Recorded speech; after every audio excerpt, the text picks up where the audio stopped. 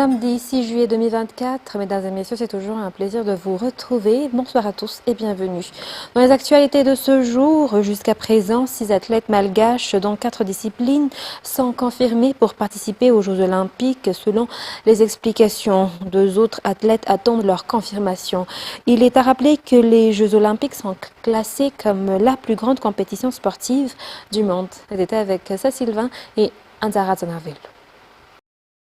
Laura Swanev en judo, Rosina Radafersan en haltérophilie, Fabio Rakutormanen pour le tennis de table, Sidonie Fedanansu pour l'athlétisme et Jonathan Rayerveil et Ulians Rabedzon pour la natation. 6 athlètes représenteront Madagascar aux Jeux Olympiques de Paris à partir du 26 juillet.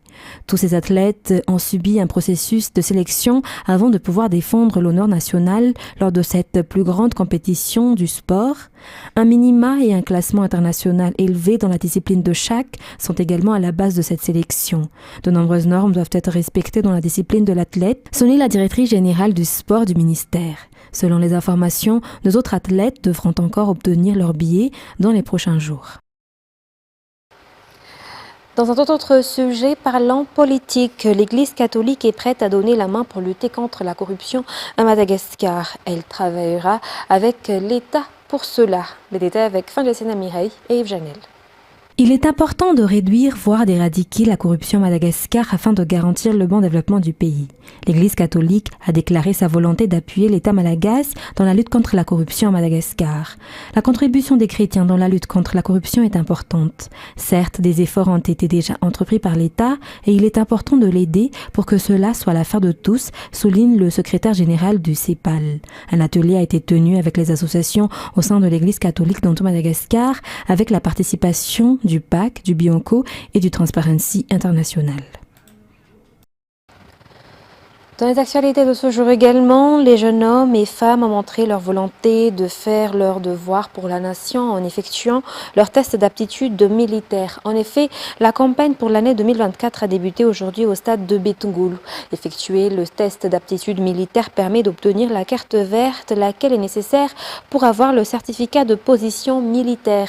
Il s'agit d'un document nécessaire tant pour la recherche d'un emploi que pour la préparation d'un passeport, précisent les responsables.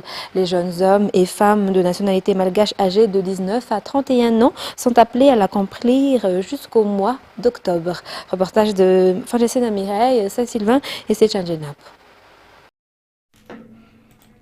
Aujourd'hui, le stade Betungulu était plein de monde. Des jeunes hommes et des jeunes femmes sont venus pour effectuer leur test d'aptitude militaire en ce premier jour de l'ouverture de la campagne pour cette année 2024. La conscience de l'importance d'obtenir la carte verte pour le certificat de position militaire nécessaire pour préparer l'avenir a motivé ces jeunes selon leur explication. Les jeunes hommes et femmes âgés de 18 à 31 ans doivent effectuer un test d'aptitude militaire, comme le stipule la loi en vigueur à Madagascar. Chaque année, le ministère des Forces armées fixe un calendrier pour ce processus. Pour cette année 2024, ceux nés en 1993 et 2005 seront appelés à l'effectuer. Une fois la carte verte est obtenue, les jeunes qui choisissent de faire le service national doivent en faire la demande selon les informations. Conformément à l'arrêté fixé par le ministère des Forces armées, le test d'aptitude militaire effectué à Betungulu se poursuivra jusqu'au dimanche 4 août 2024, tous les jours de 8h à 15h, même les week-ends. Dans les autres régions, elle débutera le samedi 17 août et se terminera le samedi 24 août. Par la suite, les tests se tiendront dans tous les districts de l'île et dans de nombreuses communes jusqu'au 13 octobre 2024. Dans la page économique de ce soir, Madagascar a la volonté politique d'améliorer la vie des agriculteurs. Le gouvernement, sous la houlette du président Andrzej y travaille, a déclaré le ministre de l'Industrialisation et du Commerce lors de la célébration de la journée des coopératives. Le président a placé la promotion de l'industrie comme base de développement et cette orientation a été apportée aux districts et aux communes à travers le projet ODOF. Les détails avec Judica Ranjanirine.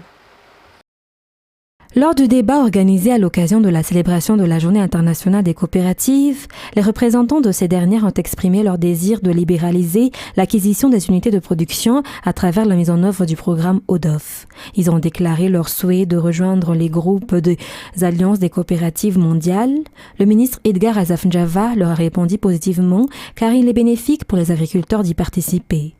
Le ministre a également rappelé la volonté du gouvernement pour réformer le mode de financement et le mode de contrôle des coopératives. Cela répondra aux instructions du président visant à placer l'industrie comme pilier du développement et à lui donner un impact au niveau local.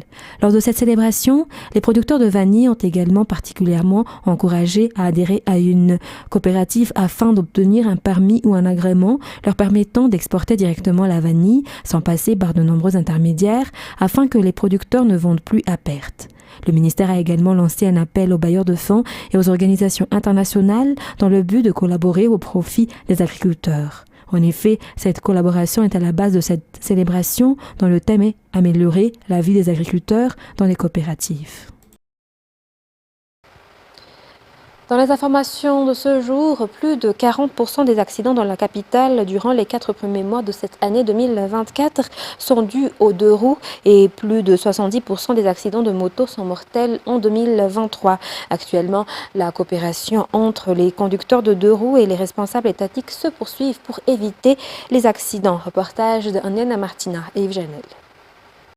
Plus de 40% des accidents dans la capitale durant les 4 premiers mois de cette année 2024 sont dus aux deux roues, soit 157 accidents. Et plus de 70% des accidents de moto sont mortels en 2023. Ainsi, 76 personnes ont perdu la vie. Sur 157 accidents, 70 sont des accidents de deux roues et 80 motards ont été blessés. Actuellement, la coopération entre les conducteurs de deux roues et les responsables étatiques se poursuivent pour éviter les accidents. Des collaborations à travers des sensibilisations axées sur l'éducation des motards, notamment en leur faisant connaître la loi. Ils doivent utiliser entre autres des casques pour se protéger. Des échanges, des partages, mais aussi des divertissements avec des expositions pour les conducteurs de moto auront lieu durant le festival des deux roues qui se tiendra au CCI VAT les 3 et 4 août prochains. La collaboration entre Madagascar et la Banque africaine de développement s'ouvre au secteur de l'assainissement. Durant la rencontre entre le ministre de l'Eau, de l'Assainissement et de l'Hygiène, le professeur Vidnyav Vukac et la délégation de l'ABAD hier à Mbuzatouv, les deux parties ont fait le tour de la situation dans le domaine de l'assainissement urbain et de la gestion des déchets. Une collecte de propositions a été initiée pour constituer un nouveau programme dans l'amélioration de l'assainissement urbain dans la capitale Antananarive. Le programme sera mis en œuvre dans les régions par la suite. Et un jour avant le grand concert d'Henri Ratsimbazaf à l'Arena Ivanj, tout est déjà prêt. Il sera accompagné de Vohirana sur scène et donne rendez-vous à ses fans demain à partir de 15h à l'Arena Ivanj. Fin de scène à Mireille, Yves Janel. Un jour avant le concert unique d'Henri Ratsimbazaf à l'Arena Ivanj, le grand artiste et les organisateurs sont déjà prêts. L'artiste donne rendez-vous à ses fans demain en leur faisant vivre un concert exceptionnel avec ses chansons qui ont bercé de nombreuses générations. Il ne reste plus que quelques heures avant qu'Henri Ratsimbazaf rencontre ses fans demain à 15h à l'Arena Ivanj. Henri Ratsimbazaf sera accompagné de Vohiran pour ce concert. Tout est fin prêt pour recevoir les fans et leur donner satisfaction. Selon les explications, ce concert s'inscrit dans le cadre de la célébration des 90 ans d'Henri Ratsimbazaf. Dans les actualités internationales de ce soir, le réformateur Massoud Pezeshkian, qui a remporté le second tour de la présidentielle iranienne du 5 mai, est décrit comme le plus tolérant sur le plan social et en faveur d'une ouverture de l'Iran vers l'Occident. Chirurgien de profession, il s'est présenté durant la campagne comme le candidat des sans-voix. Portrait avec France 24. À 69 ans, Massoud Pezeshkian devient président de la République islamique d'Iran. Avec près de 3 millions de voix d'avance, le candidat réformateur remporte une victoire incontestable. Monsieur Massoud Pezeshkian est reconnu comme le président élu de cette 14e élection présidentielle de la République islamique d'Iran. Propulsé sur le devant de la scène par l'élection anticipée suite à la mort d'Ebrahim Raïssi dans un accident d'hélicoptère, Massoud Pezeshkian promet plus de justice sociale et de libertés individuelles. Ce chirurgien cardiaque s'oppose notamment au recours à la force pour appliquer l'obligation du port du voile. Député de la région de Tabriz, c'est aussi un discret défenseur des minorités. Il parle notamment kurde et azéri. Tout juste élu, il joue la carte de l'unité. Cher peuple iranien, les élections sont terminées. Et ce n'est que le début de notre partenariat. Le chemin devant nous est difficile. Il ne sera facile qu'avec votre collaboration, votre empathie et votre confiance. Je vous tends la main. Celui que ses partisans surnomment respectueusement le docteur plaide aussi pour une politique étrangère moins anti-occidentale. Des changements que Massoud Pezeshkian aura du mal à imposer dans un système politique iranien où le guide suprême a toujours le dernier mot.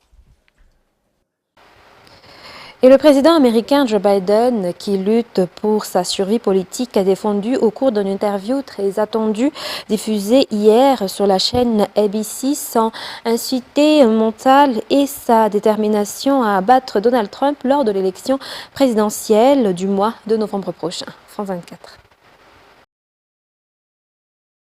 Une interview très attendue, comme vous l'avez dit. On a pu voir un Joe Biden fatigué, mais toujours déterminé à affronter Donald Trump le 5 novembre prochain. Il a expliqué sa performance catastrophique au débat de la semaine dernière par le fait qu'il était malade et épuisé, mais il semblait assez peu convaincant au final dans cette interview accordée à ABC News. Il a notamment été incapable de dire si oui ou non il avait revisionné cette confrontation avec son rival républicain. On l'a vu également perdre le fil de sa pensée à quelques reprises, passant d'une idée à une autre au milieu d'une phrase. Mais le président l'a affirmé, je cite, « Personne n'est plus qualifié que moi pour gagner cette élection ». Il a continué à défendre ses capacités mentales et ses capacités à gouverner le pays durant un hypothétique second mandat. Alors le journaliste d'ABC, George Stephanopoulos, lui a demandé s'il était prêt à se soumettre à des examens médicaux indépendants pour faire taire les rumeurs et effectivement rassurer les électeurs. Le président a répondu que personne ne le lui avait demandé, avant d'ajouter qu'effectuer son travail représentait un test cognitif au quotidien. Alors évidemment, cette interview a déjà fait réagir. Côté républicain, la porte-parole de Donald Trump a écrit sur Twitter que Biden était, je cite, en déclin et dans le déni. Mais c'est surtout du côté démocrate qu'il va falloir scruter les réactions dans les heures qui viennent. De nombreux médias américains font état de colère au sein d'élus du camp présidentiel face à cette obstination du président. Même selon le Washington Post, Mark Warner, un sénateur démocrate, est actuellement en train d'assembler un groupe de soutien afin d'aller en personne tenter de convaincre Joe Biden de jeter l'éponge. On peut supposer que ce n'est pas cette interview censée rassurer qui va mettre fin à ces spéculations. Le chef des travaillistes britanniques, Keir Starmer, a été nommé hier Premier ministre par le roi Charles III après la victoire écrasante de son parti aux législatives. De son côté, Rishi Sunak a annoncé sa démission de la tête du Parti conservateur britannique. France 24 toujours. C'est une victoire historique pour les travaillistes. Selon les sondages à la sortie des urnes, 410 sièges pour la gauche britannique, sur un total de 650 à la Chambre des communes, soit 9 députés de moins qu'en 1997, où le record avait été battu par le très populaire Tony Blair. Un beau score pour Keir Starmer, leader du Parti travailliste depuis 4 ans.